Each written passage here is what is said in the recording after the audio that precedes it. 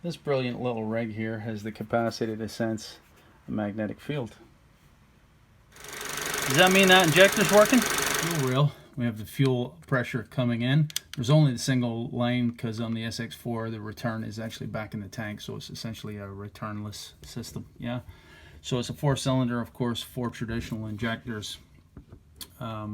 Just upline of the intake valves, of course, not direct injection or anything fancy. The car's, what, 15 years old-ish. If you look at the injectors closely, I'll try and get the lighting just right here, guys. The common wire color coding is the black and red on all the injectors, and this line here, which is the line which is grounded by the ECM. So that's how we can distinguish which one is the feed, which one is the actuation line. These videos are primarily geared towards guys like myself, you know, novices, still relatively new to the concept and still picking up on the nuances of the system, right? So we're going to take a look at the voltage and the current ramp, and I'm going to try and focus you in on a subtle detail. See, I have my amp clamp, which is on channel number 1. And you can see I've got it actually going around the supply line there, so it's effectively measuring the current which the injector is consuming when it triggers, of course. When the control line, let's call it the control, let's standardize the terminology. When the control line is grounded, then of course the coil will draw current and actuate the solenoid itself. So that's channel 1 is monitoring the current draw, and you can see I'm actually back probed into the ground line, the control line there, for channel number 4. Right now I only have channel 4 actually shown. So this is the 12 volts. You can see my scaling here, 200 volts. Why is it 200 volts? Just so you can appreciate the actual spike of the injector going up to somewhere near 120 volts-ish. So the 12 volts dropping down the ground, and of course through self-induction the spike is induced when the ground is removed. The magnetic field of the coil actually collapses and induces the spike, and we can see the drop in the voltage line back to near the control levels at the start of the trace, right? So here's the current ramp from the injectors, guys, right? Unfortunately, my probe is, keep in mind, where that's clamped around, guys, is a common supply line, so all the injectors are actually on that line, and unfortunately it's inducing quite a wee bit of noise on the system here. So it's going to undermine my point somewhat.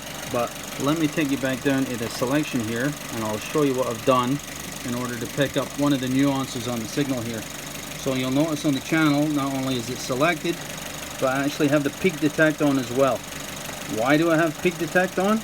It's going to afford us this tiny little artifact on the signal right here.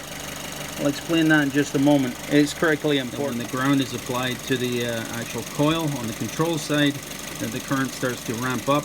Why is it ramping up? Because there's a magnetic field forming in the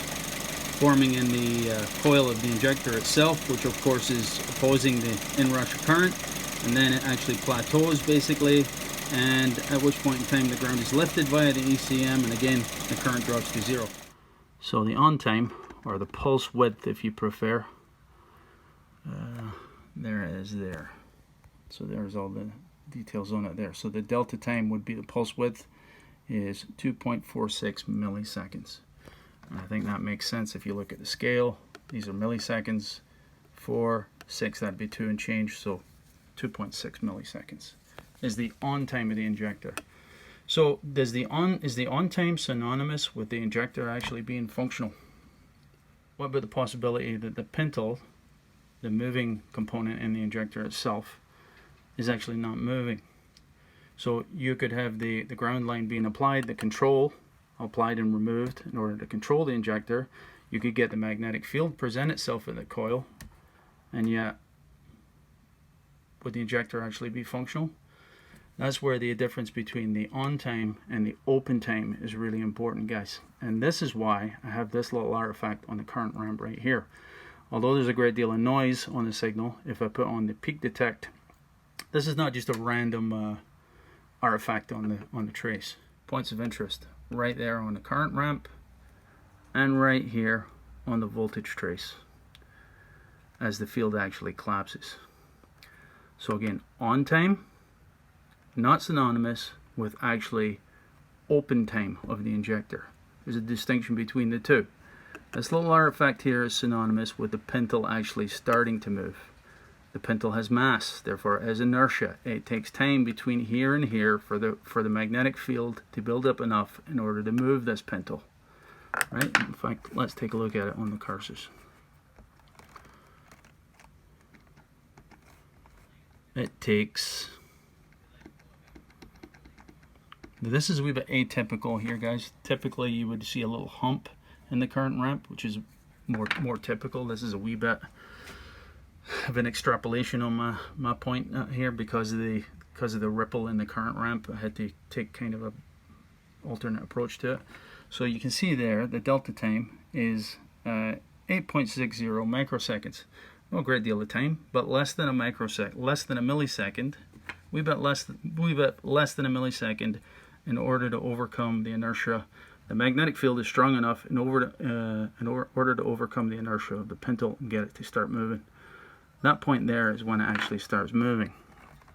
So let's put that on the start point. And this point here, down on the voltage trace, this is why you really need both in the interest of open time. That little hump right there is synonymous with the pintle dropping back. So the magnetic field is being disturbed with the movement of the ferrous material inside, acting as a slug inside the coil, and it disturbs the magnetic field just enough that the magnetic reluctance, let's call it, is disturbed, that it causes a wee anomaly in both the current and the voltage traces. And there is the open time, a wee bit less than the on time, right? This is a long way of telling you guys that this is critically important. If these are absent, again, the injector could be being controlled, it could be producing a magnetic field, but it will not function because the pintle is seized in the barrel, so to speak, right? Could be seized through corrosion, contamination in the injector itself, deformation of some sort caused by God knows what. But the point is, these 2 points on the trace are critically important. Distinction between on time and open time. There's 2 different things. There's no point in having an injector on if it's not open. So if there was an absence, and it would likely be both because you're not going to get a close without an open, right? If there's an absence of these 2 distinct points in the trace, yeah, the injector is functional as far as the system is concerned. Is it going to be able to detect that the pintle is not working? That would be a tricky endeavor indeed, I think, for an ECM to detect that. Consider this possibility, guys. So just a wee bit in and say any injectors. On time, open time, 2 different things. Make the distinction between the 2 and a clear understanding that you have to have this in order to have a functional injector. So my ramblings made no sense to you guys. Perhaps you could consult Graham Stokes' book. He covers this in great detail.